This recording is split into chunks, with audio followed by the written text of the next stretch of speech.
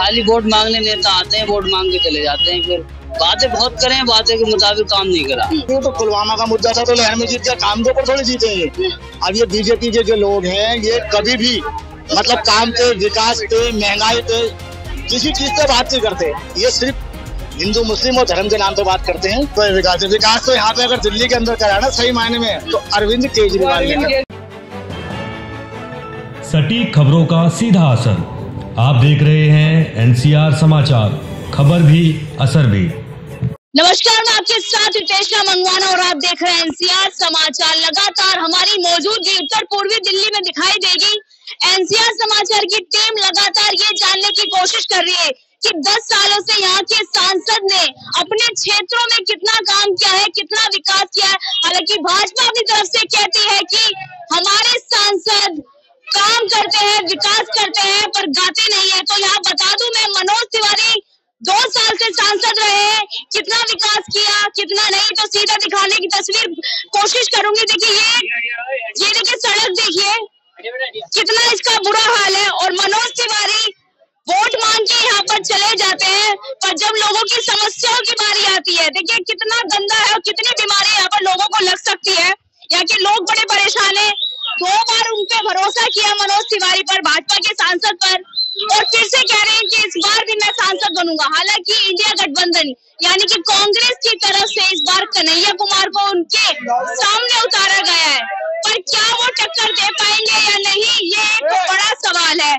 तो यहाँ पर सीधा लोगों से जुड़ेंगे और जिस तरीके की यहाँ पर गंदगी दिख रही है, मनोज तिवारी नहीं झांकने आए तो लोगों से पूछेंगे कि 10 साल में कितना काम मनोज तिवारी ने किया, क्योंकि यहाँ पर कुछ सफाई तो दिख नहीं रही है। जी, विकास तो शायद नहीं हुआ है। पहलगाम में विकास गंदगी जगह जगह मिलेगी और खाली वोट मांगने नेता आते हैं, वोट मांग के चले जाते हैं, फिर बातें बहुत करें, बातें के मुताबिक काम नहीं करा। तो फिर 2 बार सांसद क्यों चुना आपने अगर काम नहीं हो रहा? इस बात करा था कि इस बार नहीं तो अगली बार करेंगे, इस बार नहीं तो 5 साल इंतजार किया आपने? जी 5 साल इंतजार किया। हाँ, क्या कहना चाहेंगे? लहर में जीत गए थे उस टाइम में। हाँ, 2 बार लहर में जिता दिया आपने। बिल्कुल जी, तो पुलवामा का मुद्दा था तो लहर में जीत गया, काम के ऊपर थोड़ी जीतेंगे। इस दिन से 10 साल के यहाँ पे सांसद बने, आज तक वेलकम जनता को कहीं आकर झांके नहीं, कोई विकास का काम नहीं करा। कौन सा स्कूल बनवा दिया इन्होंने? आपके सामने वो वोट मांगने आए कि इस बार जी मुझे वोट देना मनोज तिवारी और मुझे जिताना, 5 साल ये सब गंदगी देखने के बाद भी दूसरा मौका देने का क्या मतलब बनता था? जी मतलब तो यही था कि हो सकता है आने वाले वक्त के अंदर सब कुछ सही हो जाए, इस वजह से लोगों ने दोबारा सांसद चुना। लेकिन अब हालात ये दिखाई दे रहे हैं कि कोई चांस नहीं है। और अब इंडिया गठबंधन भी बन गया है जो कि देश के अंदर एक विकास चाहता है, देश के अंदर एक शांति चाहता है, महंगाई कम चाहता है। अब ये बीजेपी के जो लोग हैं ये कभी भी मतलब काम पे, विकास पे, महंगाई पे, किसी चीज पे बात नहीं करते। ये सिर्फ हिंदू मुस्लिम और धर्म के नाम पे बात करते हैं और इनका कोई मैटर नहीं। आपके पास आकर बैठते थे मनोज तिवारी, किसी तरीके की वार्तालाप करते थे जब वोट मांगने आते थे? नहीं जी, हमारे से तो कभी नहीं हुई। अगर कभी भीड़ में आएंगे तो 65 फुटा रोड पे आते थे कभी, तो ऊपर से ही उन्होंने बाहर से अपने हाथ हिलाया और चले गए। बाकी जो उनके कार्यकर्ता थे वो यहाँ काम करते थे, बस ये था। और कभी मनोज तिवारी जी को हमने कभी काम नहीं देखा, कभी कोई काम नहीं देखा उनका, क्योंकि ये वेलकम और जनता कॉलोनी की जो देन है वो कांग्रेस की ही देन है।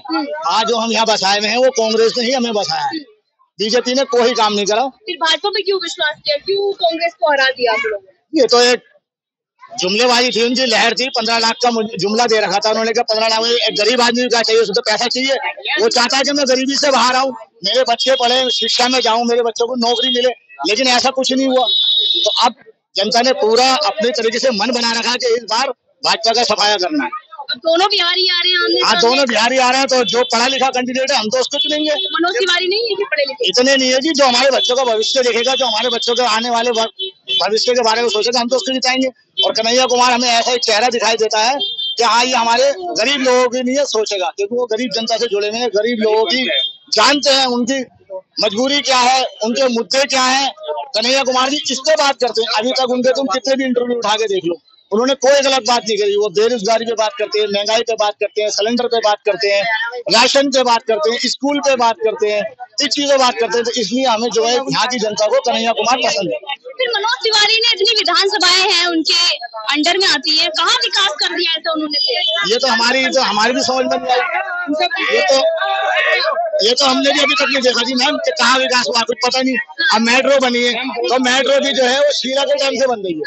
शीला हमने तो ये देखा आँख खोली तो कांग्रेस के टाइम से वो मेट्रो बनी है। बाकी मनोज तिवारी जी का हमने कोई भी नहीं देखा, कुछ नहीं देखा। कभी स्कूलों में देखा, हमारे बच्चे सरकारी स्कूलों में पढ़ते हैं, कभी हमने स्कूलों के अंदर नहीं देखा मनोज तिवारी जी को कि ये सांसद बनके यहाँ आए हैं। तो जिस टाइम में जेपी अग्रवाल सांसद थे तो उसके जब वो कांग्रेस से यहाँ सांसद थे तो मैंने उनको अक्सर देखा था, वो स्कूलों के अंदर आते जाते रहते थे। लेकिन हमने इन 10 सालों के अंदर नहीं देखा। आज मेरी बेटी भी 12वीं में चली गई है, पहली क्लास, एक बार भी मुआयना नहीं करा? नहीं, हमने नहीं देखा जी। मेरी बेटी पहली क्लास से लेके आज 12वीं में चली गई है, 12वीं के पेपर देगी। हमने तो आज तक कभी उनको देखा नहीं। आम आदमी पार्टी के विधायक हमने स्कूल के अंदर देखे हैं और जब कांग्रेस के विधायक थे हमने उन्हें भी देखा है, और जब यहाँ पर संदीप दीक्षित MP बने थे उन्हें भी देखा है, जेपी अग्रवाल बने थे आज वो चांदनी चौक से चुनाव लड़ रहे हैं उन्हें भी देखा है। लेकिन भाजपा के हमने मनोज तिवारी को कभी नहीं देखा। यहाँ पर MCD के कर्मचारी होंगे जो काम करते हैं? हाँ जी, MCD तो आते हैं या नहीं आते? MCD का कर्मचारी तो आते हैं, क्यों नहीं आते? जो जिसके अंडर में है वो काम करवाता है, ऐसा नहीं काम नहीं होता। लेकिन धक्का वाला काम होता है, जो एक काम होना चाहिए उन पर वो एक्शन नहीं होता। क्या कहना चाहेंगे आप? मैम सबसे मेन चीज, जब यहाँ पे साफ सफाई नहीं होगी तो गंदगी तो होगी, और जब गंदगी में कितना बुरा हाल था मैम, यहाँ बहुत ज्यादा बुरा हाल था। आप आके यहाँ देखते, आप यहाँ के लोगों की अर्थव्यवस्था देखते, आपकी आंखों में खुद आंसू आ जाते। यहाँ घर घर के अंदर बहुत से लोग ऐसे थे जो खाना पहुंचा रहे थे, मगर यह किसी MP या MLA ने आके एक बार ये नहीं देखा कि यहाँ की आवाम का क्या हाल है क्या नहीं। और जब यहाँ आते, यहाँ वालों को देखते समझते, यहाँ की आवाम तभी तो उन्हें सपोर्ट करेगी ना। जब वो यहाँ के एक बार नहीं देख रहे तो हम लोग उनके बारे में क्यों सोचे? उस वक्त भी नहीं आए मनोज तिवारी? बिल्कुल नहीं आए मैम, उन्हें 2 बार मौका दिया गया, मगर दोनों बार में से उन्होंने एक बार आके नहीं देखा। तो दोनों बार मौका देने पर फेल है वो? बिल्कुल फेल है। रिपोर्ट कार्ड निकल के आ रहा है उनका? मैम उनका रिपोर्ट कार्ड ये आता है, मोमडन कोई सा भी एरिया हो, आप कहीं भी जाके देख लेना, मनोज तिवारी जी कहीं नहीं पहुंचे। यहाँ तक कि हिंदू एरियो में भी नहीं पहुंचे। अभी तीसरे पुश्ते में परसों एक वारदात हो गई, 2.5 साल की बच्ची का रेप कर दिया गया। इलेक्शन था तो वो वहां जाके खड़े हो गए, अगर इलेक्शन नहीं होता वो वहां भी नहीं जाते। ये कंडीशन है यहाँ की। विकास नहीं रुक रहे हैं कहीं भी? नहीं रुक रहे मैम। वहाँ 2.5 साल की बच्ची का 3 लड़कों ने रेप कर दिया, तीनों को पकड़ने के बाद 2 को छोड़ दिया गया। क्यों छोड़ दिया गया? जब इस चीज में यूपी में योगी जी ने कह रखा है कि मैं यहाँ से सारी चीजों को सफाया करूंगा, तो ये दिल्ली में क्यों नहीं हो रहा? दिल्ली में भी तो बीजेपी है, तो दिल्ली में इस चीज का क्यों नहीं हो रहा? बेटी बचाओ बेटी पढ़ाओ का नारा देते हैं, उसकी क्या हालत है उस नारे की? मैम वो तो बिल्कुल फेल है। जब इस चीज को इंसान कर ही नहीं रहा, इस चीज को फॉलो ही नहीं कर रहा, तो क्या होगा उसका? यहाँ तो जब आपने पकड़ लिया तो आपने उन्हें छोड़ा क्यों? आपने एक को पकड़ लिया, 2 को छोड़ दिया, ये कहाँ का कानून है?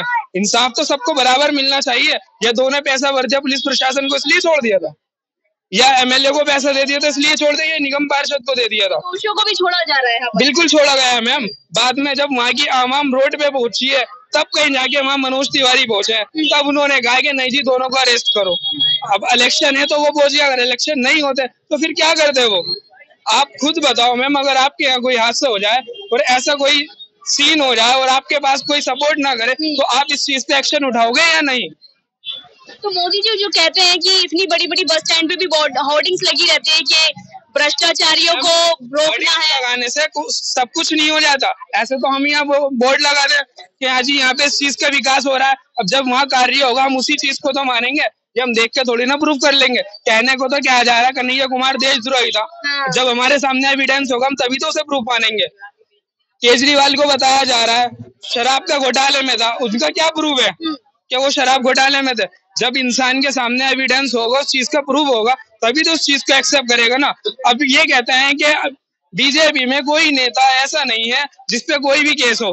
अब आप मुझे हिस्ट्री उठा के बता दो कौन सा ऐसा नेता है बीजेपी में जिसपे केस नहीं है? जिसको अपने केस खत्म कराने वो बीजेपी में आ जाए, वो सारे केस खत्म हो जाएंगे, और किसी और पार्टी में चले जाओ सारे देशद्रोही हैं, सारे गलत हैं। ये कहाँ का रूल्स है? मशीन सही काम कर रही है भाजपा में? बिल्कुल गलत कर रही है। क्या चाहते, क्या देख रहे हैं? विकास देख रहे हैं मनोज तिवारी ने कितना काम नहीं, नहीं कोई विकास तो यहाँ पे अगर दिल्ली के अंदर करा ना सही मायने में तो अरविंद केजरीवाल या फिर कांग्रेस के जो विकास उन्होंने करा है, वो चाहे हिंदू है, मुसलमान है, सिख है, ईसाई है, कोई भी है, वो हर आदमी को उसके विकास के बारे में पता है और उसकी जो भी योजना है वो हर आदमी को मिली है। मेरा अंतिम सवाल ये होगा, आप तो तिहाड़ जेल में हैं, तो कैसे जीतेंगे अरविंद केजरीवाल? वो तिहाड़ में रहकर भी जीतेंगे, यही तो लोकतंत्र की जीत है। देखो ईमानदार आदमी, गरीब आदमी, उन्होंने झूठे वादे नहीं करे, उसने क्लियर बोला कि मैं काम के नाम पे वोट मांग रहा हूँ। उसने किसी झूठे वादे पे नहीं मांगे। उसने बसों की यात्रा की, लेडीजों की वो भी फ्री हुई, स्कूलों की वो भी फ्री हो गई। आज स्कूल को इतना जो ऊपर लेवल पे लेके गया है वो सिर्फ और सिर्फ केजरीवाल की देन है। नहीं तो आज से केजरीवाल के दौर से पहले आप जाके देख लो कि स्कूलों की क्या हिस्ट्री थी। क्या चाहता, कन्हैया कुमार या मनोज तिवारी? कन्हैया कुमार। चलिए, बहुत बहुत शुक्रिया बातचीत करने के लिए। देखिए, हालात यहाँ राजा मार्केट के कुछ ठीक नहीं है। जिस तरीके की यहाँ पर गंदगी है, बच्चे भी आप देख सकते हैं वीडियो में, छोटे छोटे बच्चे, तमाम तरह की इनको बीमारियां लग सकती है। पर देखना यही होगा, क्या सांसद इसीलिए चुने जाते हैं कि वो वोट मांगने आए और 5 साल के बाद या 10 साल के बाद अपना चेहरा तक यहाँ के लोगों को ना दिखाएं? क्योंकि सांसद यहाँ पर वादा करके जाते हैं कि हम विकास करेंगे, इतने क्षेत्र, इतनी विधानसभाएं उनके अंडर में आती है, पर आज तक मनोज तिवारी ने भी कहीं भी झांक कर नहीं देखा है।